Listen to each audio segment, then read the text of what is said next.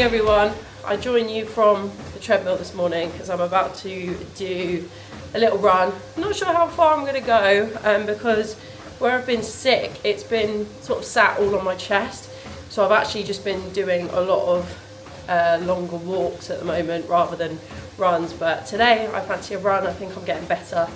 So that is the game plan. But I thought I would just have a little chat to you today about comparison, because it's one of my most toxic traits to look at everyone else and think, why can they do something and I can't do it? And the amount of times it's got in my head and made me either pull back or stop doing something is just absolutely crazy to me why I'd let that interfere, because the people that don't let it interfere are usually the ones that succeed in the least cheesy way possible. But it is true. So because I'm on the treadmill, I'm going to start the conversation in regards to my running journey.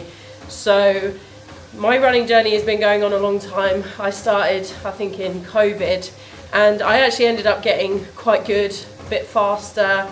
But I wasn't doing it for any reason. I was doing it just to keep my head afloat, essentially, because obviously we were all going a little bit mad during that time.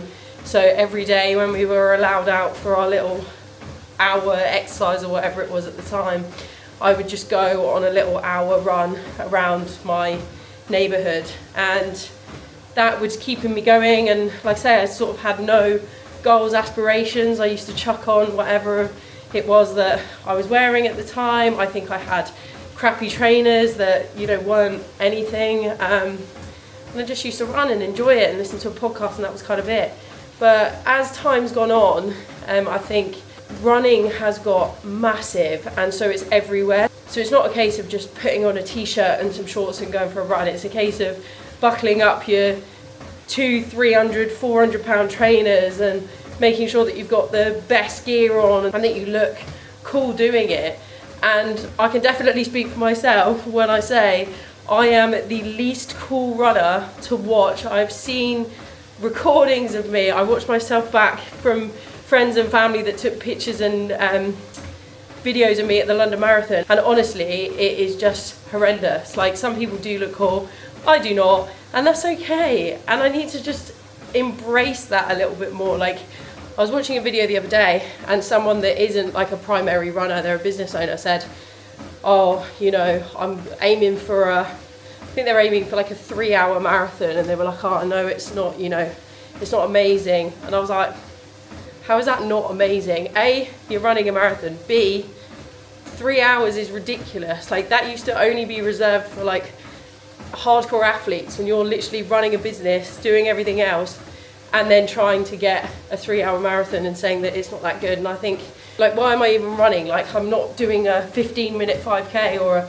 even like a 20-minute 5k, even a 25-minute 5k. Like, that is not me. And if I let it get into my head enough, I would just stop and think, well, I'm never going to be the best, I'm never going to be good, so why would I even bother? And that is just the mindset to not get into, because I do enjoy running and I enjoy the feeling that it gives me, regardless of how fast I am, regardless of the fact that I'm never going to win a race or hit PBs every single time I run. People are never going to look at me and aspire to look like me when they run, and it's okay. I think my biggest thing of this, in terms of running and in terms of fitness, because this is relation to the gym and stuff as well, like, just because other people may be better than you, and that's a good thing in my opinion, there's always going to be people that are better than you. Don't let it stop you from getting involved and doing things just because you enjoy it, or just because you want to get fitter, or if you want to lose a bit of weight, or whatever it is, or gain a bit of muscle, whatever it is you want to do.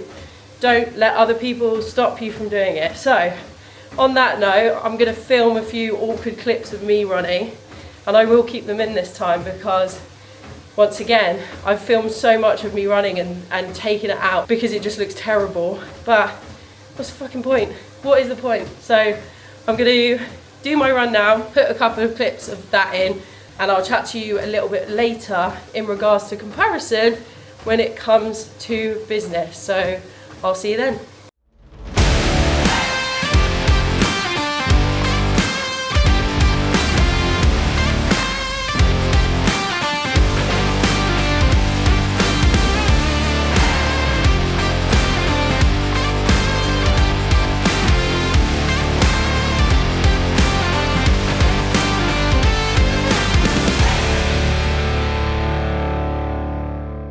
I'm now showered and back in the office and I'm ready to kick off my day. And as I said earlier, I think that the comparison thing can stem throughout every aspect of your life. Like, no matter what you're doing, you're always looking at someone else and comparing.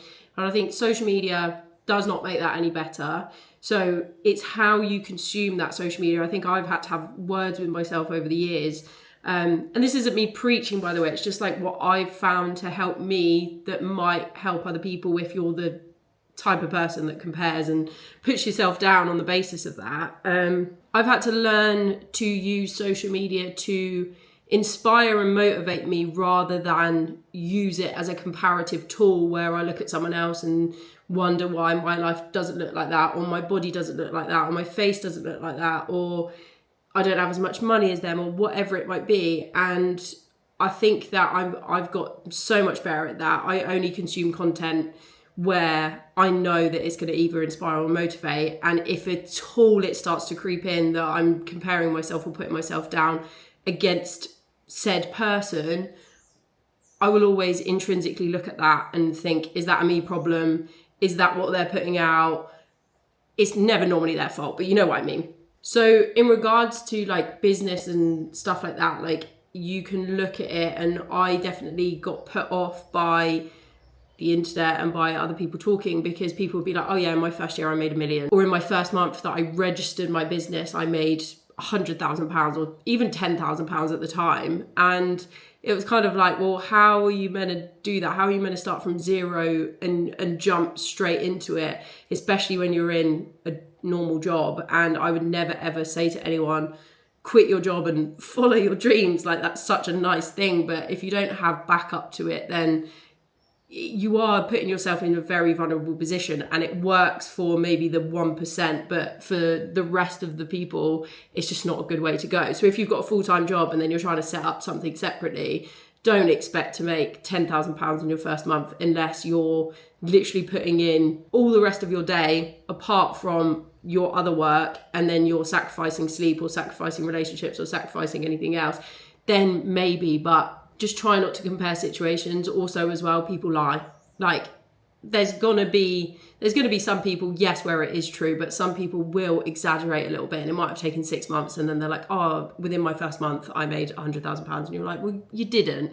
You spent 6 months doing it, and then you might have made it. Whatever that looks like, I don't know. But what I'm saying is, just don't compare. I'm going to put this pen down because I'm using it as a weird tool. So I think that that's a big factor that stops a lot of people from even trying and starting. Because what if you make £100? I think I've said this in a previous vlog before, but when I was younger and first starting out, I approached someone. I said it would be, I think it was £50 for a video or something, which is crazy. So of course people will probably say yes. But when they said yes and when I did it, I was like, oh my gosh, like, someone trusts me to be able to do this.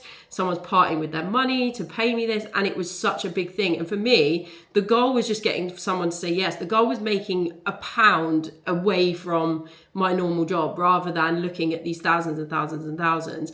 And then also as well, your goals change. And I think that's important to say, because once again, when I was younger, when starting out, you always look at it and you go, I want to be a millionaire by the age I'm 30. Spoiler alert, I'm 32, not a millionaire. And as you go through everything, your goals change along with your life. So you might say, I need £5,000 a month to be happy. And that needs to come into my bank account, not into a business. That just needs to come into me. So if I'm earning £5,000 a month into my bank account, what does that look like for a business? Say that's £10,000 a month. And I know that I've used 10,000 before, but it's just easier to say. So that could be your goal, and that could be your forever goal. That could be your goal for 20 years time, that's where you want to be in 20 years time. It doesn't need to be tomorrow. And also you could say, I want my business to be turning over 5 million over the next 10 years.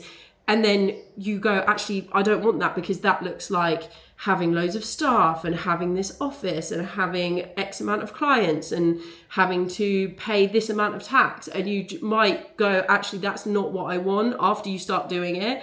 I think always just look internally rather than what other people are doing. Owning a certain car might be a status symbol, but if you don't like the car or don't want the car, then kind of what's the point? Do you know what I mean?